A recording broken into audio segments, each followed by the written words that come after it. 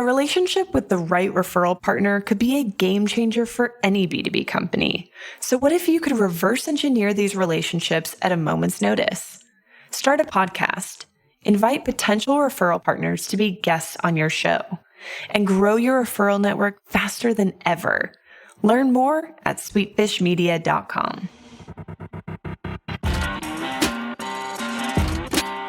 You're listening to B2B Growth, a daily podcast for B2B leaders.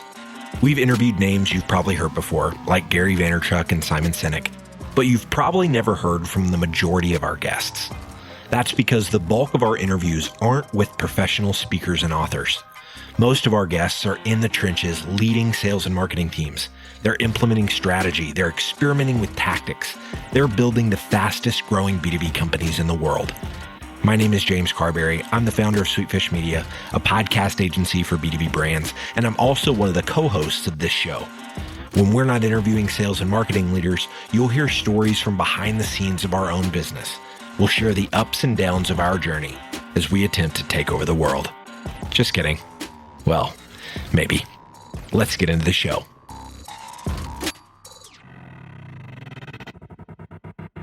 Welcome back to B2B Growth. I am your host for today's episode, Nikki Ivy with Sweetfish Media. Guys, I've got with me today Neil Morgan, who is Chief Marketing Officer at GoCardless. Neil, how you doing today? Great, Nikki. Thank you. It's great to be here. Man, I'm so excited you came to talk to us today. So I've been having these conversations with marketers about how, we're all there's this temptation really to all kind of do the same thing because we're all having access to the same information that tells us the so-called right way to do things. But what you're going to help us talk about is 3 different approaches to content marketing that we can look at just to make sure that there's some differentiation in how we tackle this thing. But before we dig into all that, Neil, I would love it if you would just give us a little bit of background on yourself and what you and the folks at GoCardless have been up to these days. Sure. Yeah, I'd love to. So I'm a B2B marketer. I think like a lot of folks listening to this, I've been doing it for 30 years this month, Nikki. So nice. Hit a little landmark there. And I something it's my passion. It's something I've loved, built my career around. I loved every minute of every day I've been doing this.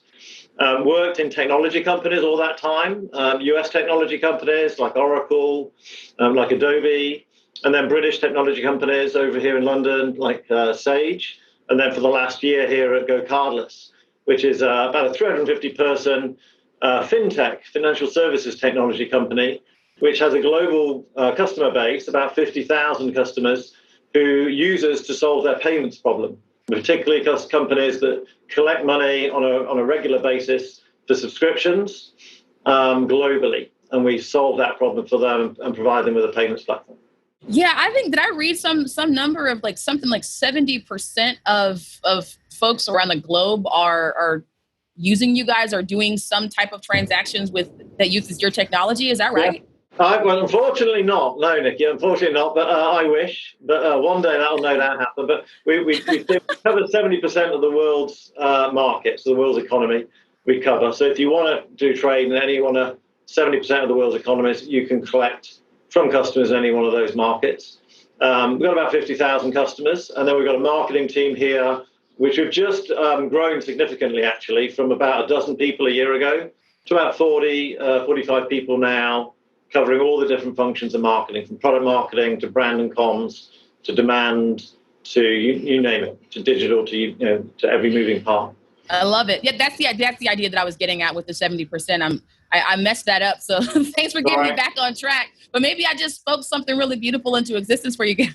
No. And you're on the right track with content marketing. And what you're going to talk to us today about is these 3 different approaches to content marketing. So content marketing as a publisher, content marketing as a benchmark, and content marketing as an advice hub. Before you get into those, how about you just give us a big sort of overview on the state of things as you see it and how we got to this point where we're looking at these different approaches? Well, the content marketing for all of us in marketing has become one of the preeminent techniques that we're using, particularly in B2B marketing, to engage with people. It suits B2B marketing, of course, because one of the biggest differences with B2C is a longer sales cycle with a number of people in a business. So you want to engage people over a period of time, which means you need a reason to do that. And so engaging in developing and sharing interesting content is an obvious, natural thing to do. And it's been with us for 10 to 15 years, since particularly HubSpot as a brand, as a big US software company, really developed this field, really innovated in the area themselves, and then perpetuated it. So it's become a pretty standard practice, and I think most B2B marketing teams will have a core of content marketing at its heart, and probably maybe half of the team is around that. I've seen a lot of teams that have only built their strategy on content. And the reason that works is because we also know that in a B2B buying cycle, up to 70% of the buying cycle happens before the potential purchaser gets in touch with the brand that they're going to buy from, right? So we know that. And so that research is going to happen. That 70% is the research that they're doing online, offline, in events, in their networking, which is going to influence them before they even pick up the phone to you or come to your site. So you better be out there engaged in the community, in the conversation, talking about it and understanding where that's happening. So this is not, maybe the first lesson is, it's not about just advertising. It's not just about broadcasting your story and your content. It's almost, in fact, one of the first things I say to the teams as we're building teams here. It's about, first off, it's about listening. So when we set about orienting the marketing strategy here at GoCardless around content, the first thing we did was go look at the data. And obviously, so much of marketing is data-driven now, and particularly the SEO data and the social data, to say, where is the conversation happening? Now, in our case, that's around payments. So we went off and looked at, okay, where are the major conversations around payments happening? What are the trends in payments that are being talked about? What are the communities that those conversations are taking place in? And then we can look at, all right, what's the level of knowledge already? What's our participation in that conversation? And then how can we add value? And I think that, again, there's maybe the second point then is coming at it with a real intent to add value. This is not about just wanting to tell your story. That's not going to help. You've really got to want to bring value to people's lives and helping them understand the area they're thinking about. And so that means you've got to have something interesting to say, and ideally something that's new to say and that's well informed, which leads you then into strategy. Yeah, and I think that's important. What's at the heart of what you said, right, is understanding that your organization is not simply like folks who sell into this industry. Rather, we're members of this industry, right? I sold into real estate closing technology, or real estate closings and title agencies here in the US for a little while. And that was sort of the key differentiator, was a lot of the content that other folks were putting out was like talking at or talking to the folks that they were attempting to sell to versus, having a conversation with them. And I think well-executed content marketing in the way that you're talking about is having a conversation as a community, as a member of that community. So talk about what that looks like when content marketing is happening as a publisher or as a brand, as you put it before we started. Well, that's an approach to do. So that would be the idea that you'd want to establish a brand, maybe independent of your own brand, as a publisher, right? So this, the fascinating thing I've loved about content marketing for the last 15 years is it brings publishers and brands together. So that might be partnering with a publisher. It might be a big publisher. The typical way is go and pick one of the big publications in your industry, partner with them and figure something out. And then the logical next step is, okay, how about we launch our own brand, our own publication, independent of ours, one's own brand, and then try and set it up as an authority that wants to host that platform of conversation in an industry. So the project I was lucky enough to work on was doing exactly that about 10 years ago with Adobe. With what we were aiming at was the marketing community, and we set up a brand called CMO.com, and it exists today. You can go and take a look at it. It's a great platform for marketers, actually, and it's still one of my influences today around particularly advertising and CMO level issues. And that still remains owned by Adobe. So you'll see there's some sub-branding there, but Adobe's very much in the background the foreground is the CMO.com brand. And that's got its own editorial team, which we set up back in the day, its own staff, its own writers, its own podcast interviewers, its own researchers, its own graphic design artists, you name it. And it's a whole editorial team. Now, obviously, that's a really expensive thing to do, a really challenging thing to do. That was a pretty big brand, pretty ambitious thing to do, but gives the benefit of having an independent platform to talk about the issues, which actually means it gets away from the obvious vendor angle, so people are a lot more open to it. It gives you a better platform to publish on and speak to, and probably as a way of attracting other content from outside the brand is a great way to do that as well. So they've been running that now. I think we launched that back in about 2008. So it's over a decade old, and it's definitely worked well. It's a really incredible example. You answered one of my questions that kind of came up. I was going to ask, why do you think we see less of that approach than any other? And you said it's likely because it's the more expensive approach. But with the noise we're seeing in so many other channels and approaches, it seems like a resurgence of that might be a good idea for some of the bigger players out there. I want to make sure we get to all of these. So let's move to this next approach that we talked about, which is content marketing as a benchmark. Explain. Right. Well, this is like an exam question. So this is the idea that we've all got information that is useful, and particularly in a lot of the products that we sell, a lot of our products have become services. And the benefit of that is that we collect a lot of data about our customers, right? We're all collecting lots of data about our customers. That might be directly, that might be via social platforms, subscriptions, or whatever we do. And that data at the aggregate, not personal data, of course, but at the aggregate, can provide a lot of insights that people want to know about. So I think the insightful content marketing is data-driven increasingly. And so if you can leverage some of your own data, your proprietary data, in an anonymized way, and maybe draw correlations or research or just anything that taps into what's going on at the moment in the world and how your view of it can really underlie what is it that you're doing that connects with other people and can inform what their options, what they might do. So something, again, I've done 2 or 3 times in different places. A good example I give you would be about 6 years ago at Social Bakers, which is a social analytics marketing company. We took all the data that we had about social marketing, so what people were doing on Facebook and on Twitter, particularly, around social customer care. So this was when brands really weren't using social platforms for customer care, but customers wanted to engage with them on social platforms. So we benchmarked. We said, look, what's an acceptable benchmark for answering questions on Facebook? We said, okay, it's like 60% of questions get answered in 24 hours. At the time, nobody was answering anything in any length of time. They were ignoring their customers. And we set about making that benchmark and making it public and naming and shaming brands that were and weren't living up to those benchmarks, major global companies.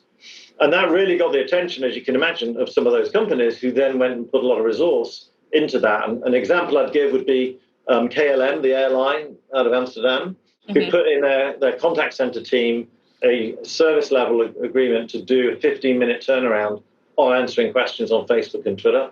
And now they do answer like 90-something% of their questions within about 15 minutes. And they advertise that on their Twitter handle. So that became a global standard, and it became a global benchmark for measuring how to do social customer care in that case. Now, any brand could take their own data, how they see their customers working, and serve that up in a different way. So there's lots of different ways of doing that. The data platforms now are so much more accessible. Getting a data analyst, being able to run those numbers, match them, and then publish it, I think provides fascinating content. So a really great way, really effective way of engaging with people. Yeah, it sounds like it. I don't think anybody wants to be named and shamed. And it's a good way to sort of turn that around, right, as an organization. And rather than operating from this place of fear, operate from being super proactive and just saying, all right, how do we control this narrative, or how do we tell our story first? Well, first we got to be better at it and don't be shameable in this situation, because it seems like you guys probably ended up lighting a fire under a bunch of people with that approach. I love it. But I think that this third one is one that a lot of us are a lot more familiar with, and that's content marketing as an advice hub. But I'd love to hear you give us some examples of that and how it's effective. Well, I think, you're right. That's definitely been the most popular way of doing content marketing, is to share advice, to help people out. And I think if the intent is genuine, that's really valid. We've mentioned HubSpot, which is, for marketers, a great source of advice. I just feel that it's on any company. Our companies have, looking around our business, a wealth of knowledge about how to do something. But so often that knowledge remains within the four walls of our businesses. And it's such a win-win to go and find out and uncover, maybe from the support desk that you've got, supporting your customers, from the consultants that you have, the people that deal with customers on a daily basis and have those insights, and say, well, how would you like to share some of that? Right, tap into that and create some content that maybe shares some insights or some best practices or some tips and tricks and publish it. Right, it's not a new thing to do, but any brand can do that, however small or however large you are.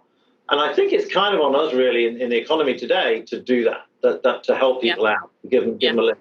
So something I've done a few times. I have some great examples of that. My last business was a company called Sage, an accounting software firm, and we built a thing called Sage Advice, which you can see out there today, which was to help small businesses deal with all the growing pains of running a small business, how to file your tax return, how to think about cash flow, how to hire people. There's a great advice platform through a small business. I'd recommend Sage Advice, and that's been translated into many languages around the world. Now, to build that, we've brought together an editorial team about 5 years ago that we created here in London and eventually around the world to capture that content internally. Sage were taking like 30,000 calls a day on the support desk, capture some of that knowledge and actually help people out. And so that worked really well. People loved that, and that had great engagement. What I love about this approach is that it's something that can work even at the individual level or for those who don't have a lot of resources. I think that that's what we're seeing a lot of when you see the folks on LinkedIn who are sort of advancing their own thought leadership initiatives, their own branding initiatives. The people who are doing it right are, in my humble opinion, are the one. Well, and those who are succeeding objectively are the ones who are approaching it from this, what have I learned and how can I give that away in a way that's valuable and that, if I'm doing it right, elevates the profession and makes people's lives and jobs easier. So I think that may be why I tend toward that one as well. Go ahead. I agree. Yeah, no, I agree, Nikki. But the key to it, of course, is being responsive as well and listening to the feedback and tuning that and bringing people into the conversation. So I think building on a platform that's conversational is really important. We're just relaunching our blog here at GoCardless, which is about payments, obviously. So it's about helping people get paid. And the blog actually hasn't been conversational. When I got here, it was a one-way blog. It was broadcasting, but not listening. So I think in a couple of weeks' time, we're launching our blogs to start being more of a conversational platform for advice. All right. I know that we didn't block off much more time than this, but I gotta get in your head just a little bit now that I've successfully picked your brain and seen what I could get out of it. It's time for you to tell us, Neil, about what you're putting in it. Talk about a learning resource that you've been engaging with here recently that's informing your approach that's just got you excited these days. Yeah. Well, there's two or three. I mentioned the HubSpot blog is still great. There's a great podcast. Your podcast is fantastic. And internationally, I think getting more well known. Let me recommend a British podcast on marketing called The Real Marketing Rap by a great guy called Joe Edwards, who used to work with me in a couple of places, actually, a really creative marketer who brings different people to the table every few weeks and publishes a great podcast. So I'd thoroughly recommend that as a resource, as well as the ones that I mentioned earlier, like HubSpot and CMO.com. Yeah. I can't wait to listen to The Real Marketing Rap. I'm always looking for other folks to learn from. That's one of my favorite things to do, and I love podcasts. And so now I know, Neil, that just like me, after you've come here and just laid out all these jewels, all this valuable stuff for us, like me, everybody listening has become a fast fan of yours and is going to want to know how to keep up with you. So tell us how folks can connect with you, Neil. Sure. The best way is on Twitter. I'm at Neil_Morgan, NEIL_Morgan. And so I'd love to get a DM on Twitter. Follow me on Twitter. I generally publish most stuff around what we're doing in marketing right now or something that's going on. It's the Rugby World Cup at the moment, which may not be big in the States because the bad news is England just beat the US by quite a lot of points and not many. So that's probably not a popular topic. But rugby is one of my passions as well. Oh, I love it. Another little nugget of you. So there is so much that I'm sure you could teach us all. And so the only solution is I'm just going to have you on again. You're just going to have to sit across from me again. Sorry. I'll reach out to that end. But for now, we'll close it out. Thank you so much, Neil, for coming on the show and talking to us about these 3 approaches to content marketing. You're welcome. It's great to be here, Nikki. Thanks very much. We totally get it. We publish a ton of content on this podcast, and it can be a lot to keep up with. That's why we've started the B2B Growth Big 3, a no-fluff email that boils down our 3 biggest takeaways from an entire week of episodes. Sign up today at sweetfishmedia.com/big3. That's sweetfishmedia.com/big3.